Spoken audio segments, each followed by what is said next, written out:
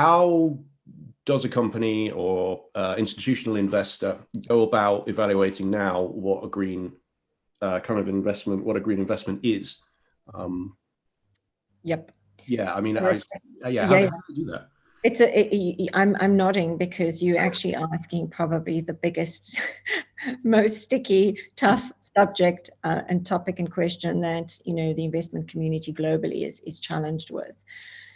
So there are a few things to consider. First of all, as I had mentioned previously, there has not been a consistent way for the investment community to define what a green investment should look like and continue to look like up until this year. And by the way, this framework has come out of the European Union, but is certainly not something that is pervasive. You know, North America is beginning to look at a similar framework, but you know what we hope is that these frameworks, if they pop up around the world, actually do correlate. Otherwise, that gives us the same problem all over again. So that's the one thing. The other thing is being able to assess what a green investment is really has a very strong correlation to what impact that activity, that operation, that investee, that investment has, either on society, communities, or the environment. And we know, I'm sure you've taken out a mortgage, you know, you've taken out your premium with an insurer. It's a very one-dimensional transaction.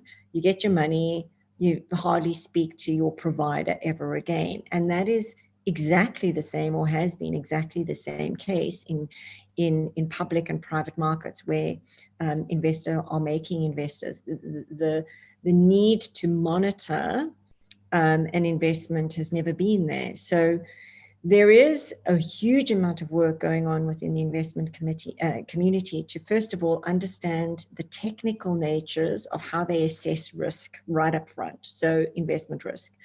And that's calling on different skills, capability, a different level of education.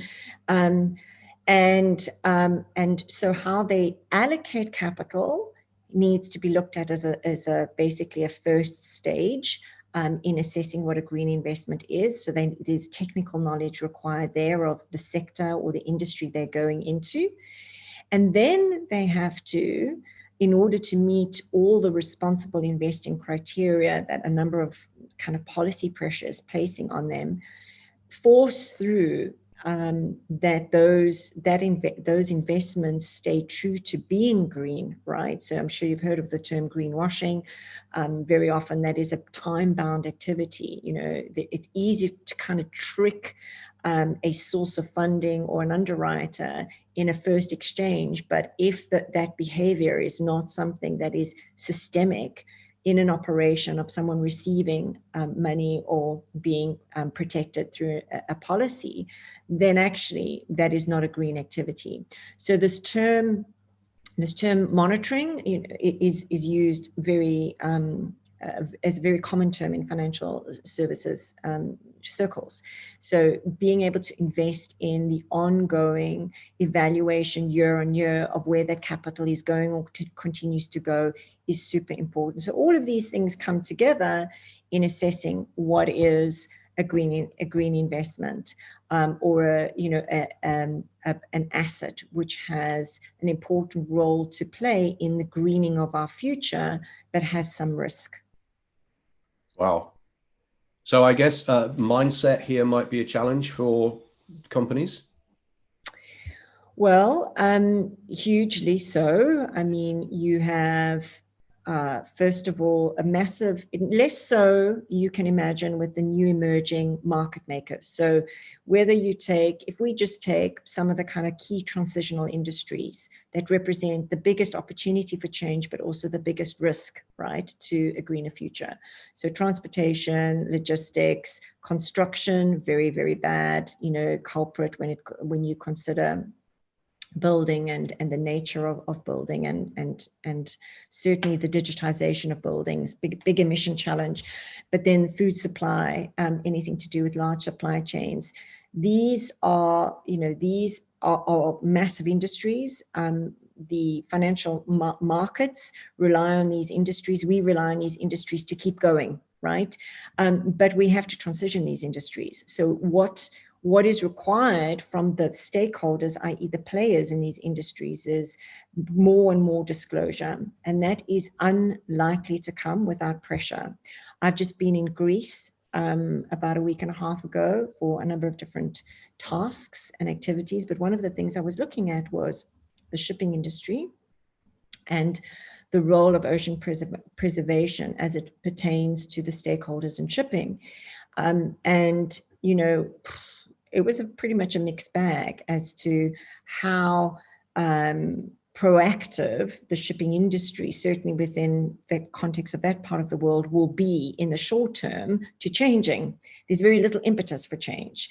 The change is going to have to come from those that are providing capital to the industry, government and regulators in certain corridors, and of course those that underwrite the risk associated with the industry.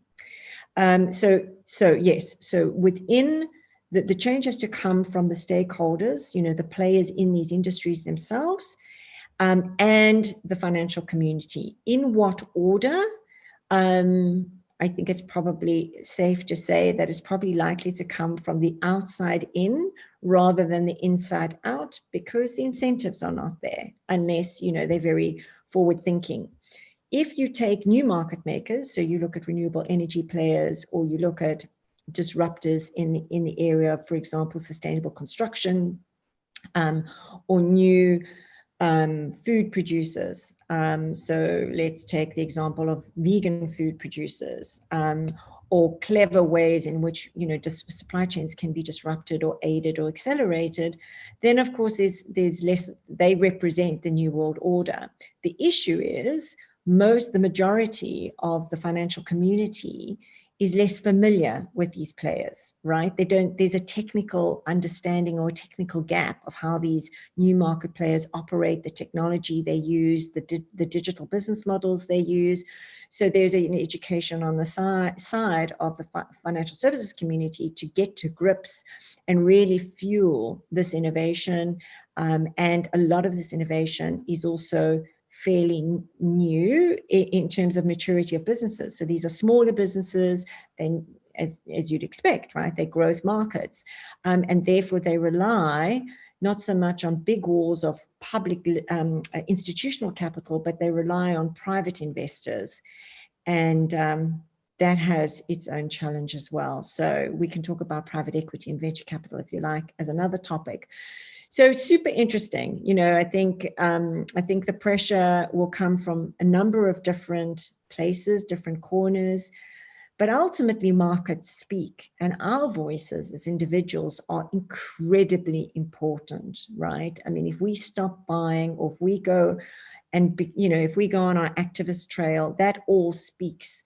And that's likely to continue. It is growing, and that's a very encouraging fact. If you like this video and want to check out the full interview this is an excerpt from, you should see a link to that full interview somewhere here on the screen, and I'll also put one in the description box below. If you enjoyed this video, please consider liking it, and do subscribe to the channel if you want to stay up to date with all my videos as they go live. So thank you so much for watching, and stay curious.